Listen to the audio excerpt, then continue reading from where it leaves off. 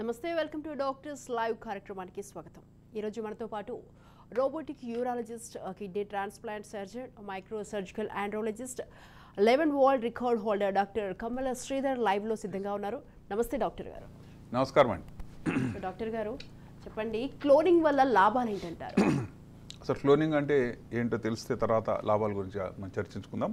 Cloning అంటే ఏంటి అంటే ఒక లక్షణాలు ఉన్నటువంటి తల్లి నుంచి వేరే లక్షణాలు ఉన్నటువంటి బిడ్డని తయారు చేయగలగడం. అంటే ఉదాహరణకు నల్లగా ఉన్నారనుకో తల్లుడు, వాళ్ళ నుంచి ఒక తెల్ల బిడ్డను తయారు చేయాలి. ఎందుకంటే తల్లుడు నల్లగా ఉన్నా సరే వాళ్ళ బిడ్డలు మాత్రం ఫేర్గా ఉండాలని కోరుకుంటున్నారు. ఇది ప్రపంచవ్యాప్తంగా జరుగుతున్నటువంటి పరిణామమే. అయితే అలా తయారు చేయడానికి కారణం ఏంటి? మనం అందరం కూడా ఎలా వచ్చాం అంటే తల్లి యొక్క స్పర్మ్, తల్లి యొక్క ఎగ్, స్పర్మ్ ఈ రెండింటి కలయిక వల్ల వచ్చాం. అంటే ఒక జైగోట్లోంచి కొన్ని కోటాను కోట్ల సెల్స్గా డివైడ్ అయ్యి అనేక అవయవాలు తయారై ఒక మనిషిగా మనం అవతరించాం. దాని మూల కారణం ఏంటి చూద్దాం. అదే మల్టీపోటెంట్ స్టెమ్ సెల్స్ అంటారు. మన ఒక సెల్ అది గుండెగా మారచ్చు, అదే కండరాలుగా మారచ్చు, అదే కిడ్నీగా మారచ్చు, అదే స్ప్లీన్గా మారచ్చు, లివర్గా మారచ్చు. అంటే ఒక సెల్ అనేక రకాలుగా రూపాంతరం చెందే అవకాశం ఉంది. అందువల్లనే క్లోనింగ్ అనే ప్రక్రియని మొదలుపెట్టారు. స్టార్ట్ చేసినప్పుడు అవయవాలు ఫెయిల్ అయిన వాళ్ళకు కృత్రిమంగా అవయవాలు తయారు చేయడానికి ఉపయోగిస్తారు. అదేంటో చూద్దాం.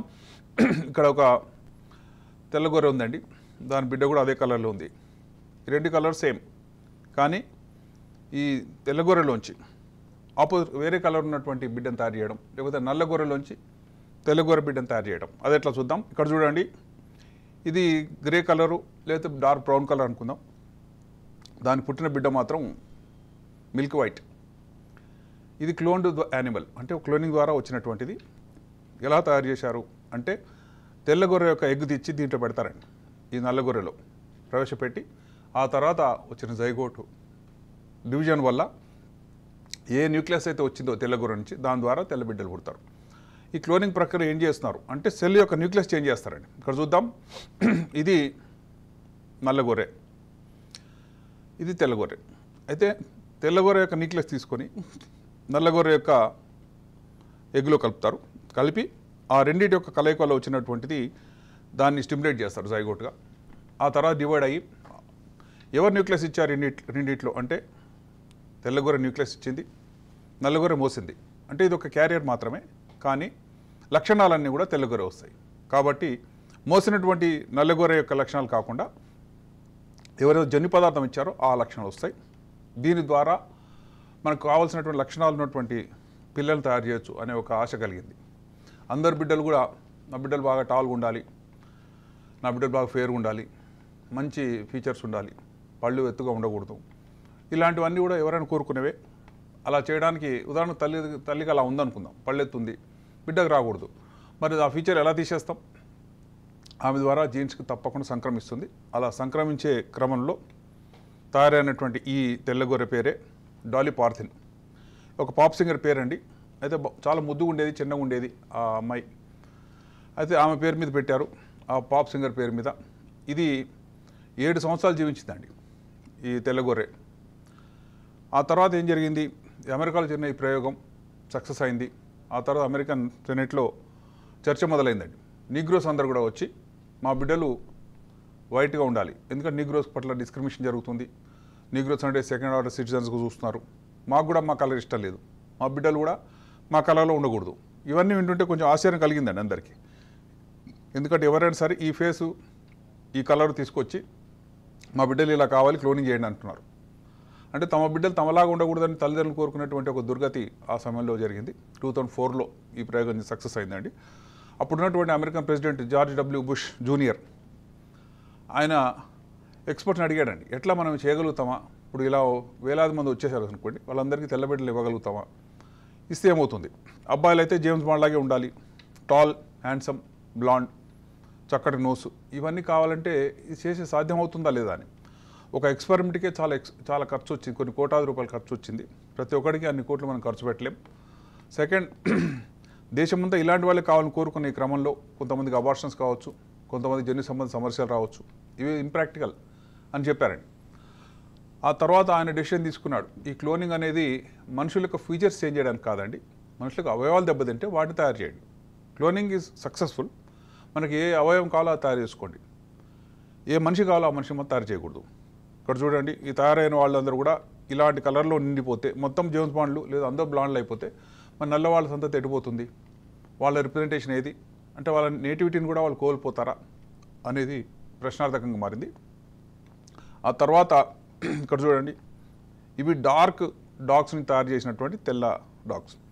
దీన్ని కూడా తయారు చేసి చూపించారు, ఎందుకంటే ఒక యానిమల్ తయారు చేస్తే పర్లేదు, కానీ మనుషులు మాత్రం వాళ్ళ యొక్క అభిష్టాలన్నీ కూడా ఆశ్చర్యకరంగా ఉన్నాయి, ఆచరణయోగ్యంగా లేదు, ఖర్చు భరించలేము, రేషియల్ వైలెన్స్ అవుతుందేమో అని భయపడ్డారండి. ఎందుకంటే బ్లాక్స్ వైట్స్ మధ్యలో గొడవ, అలా అవన్నీ పెచ్చు మీరిపోతాయని భయపడి దాన్ని బ్యాన్ చేశారు.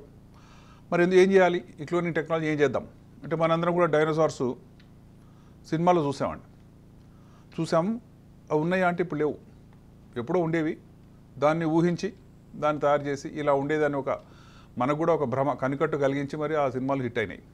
కానీ ఇది ఎక్కడ తయారు చేశారు, దీన్ని ఒక యానిమల్ తయారు చేశారండి, డైనోసార్ని లైవ్లో తీసుకొచ్చారు. ఇది చనిపోయి 4000 సంవత్సరాలు అయింది. మరి ఎలా తెచ్చారు అంటే, చనిపోయిన వాటి అవశేషాలు ఏమున్నా సరే ఒక కణం దొరికితే దాని ద్వారా క్లోనింగ్ చేయొచ్చు. ఇది చూడండి, మ్యూజియం లోపల డైనోసార్ యొక్క ఫీమర్ అంటే థైబోన్, చాలా పెద్ద సైజు కాబట్టి ఈ థైబోన్ కూడా ఒక మనిషి కంటే పొడుగ్గా ఉంది. ఈ బోన్ మ్యూజియంలో చూశారు. అయితే బోన్లో ఉన్నటువంటి సెల్స్ ఆస్టియోసైట్స్ అంటారు. ఇది కట్ చేసి ఆ ఆస్టియోసైట్స్ని మళ్ళీ కొత్తగా జీవించిన కణాలతో కలిపి డైనోసార్ తయారు చేశారు. ఇది ఒక అద్భుతమే, ఎందుకంటే ఇది తయారు చేయడం చాలా కష్టము, మిలియన్స్ ఆఫ్ డాలర్స్ ఖర్చు అవుతాయి. మనం ఒకసారి చూపించడానికి చేయొచ్చు తప్పితే రొటీన్గా వాడుకోవడానికి కుదరదు. ఇక్కడ చూడండి, వాళ్ళు చేసిన ప్రయోగం లోపల డైనోసార్ బిడ్డలు గుడ్డును పాల్గొట్టి బయటకు వస్తున్నాయి.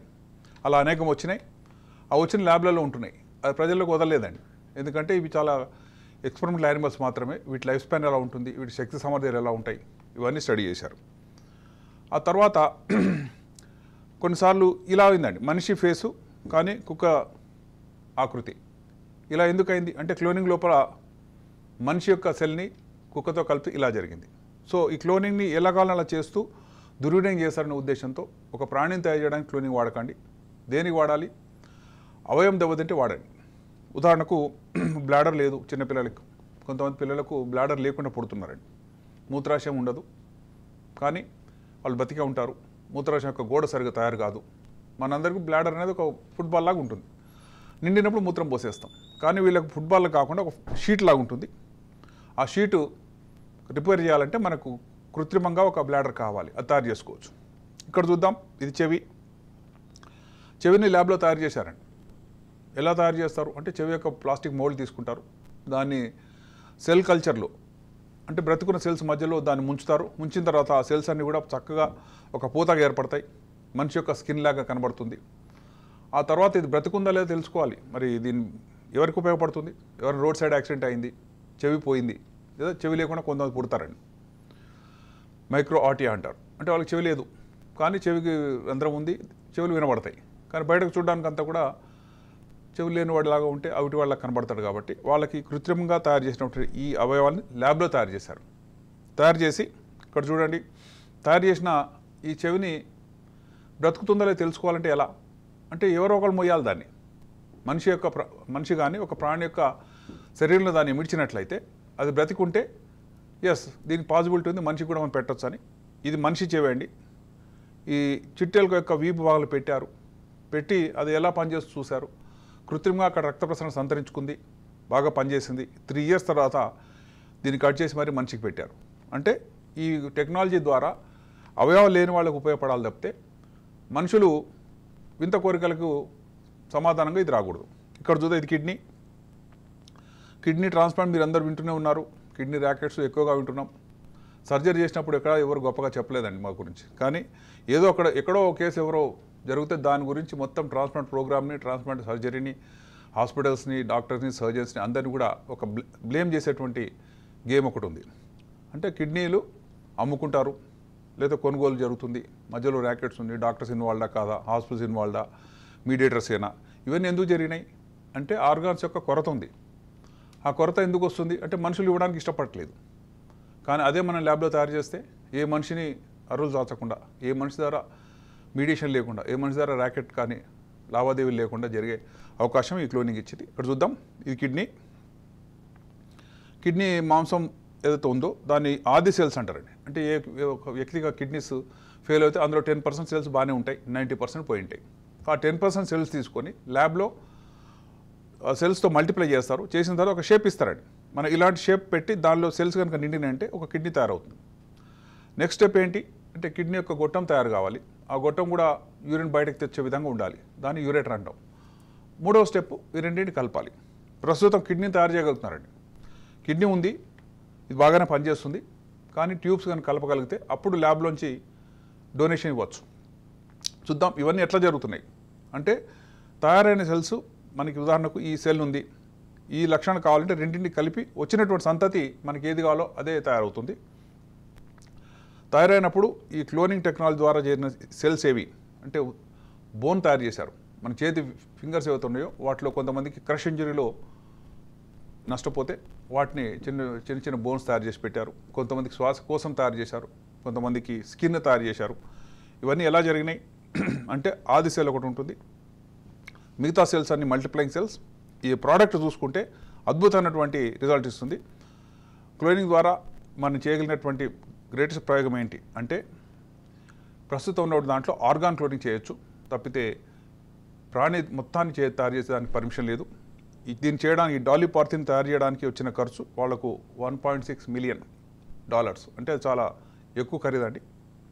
అంత ఖరీదు పెట్టి చేసే అవకాశం నాకు లేకపోయినా కృత్రిమంగా కిడ్నీస్ తయారు చేస్తే మన సమాజానికి కొంత లాభం జరుగుతుందని నేను భావిస్తున్నాను.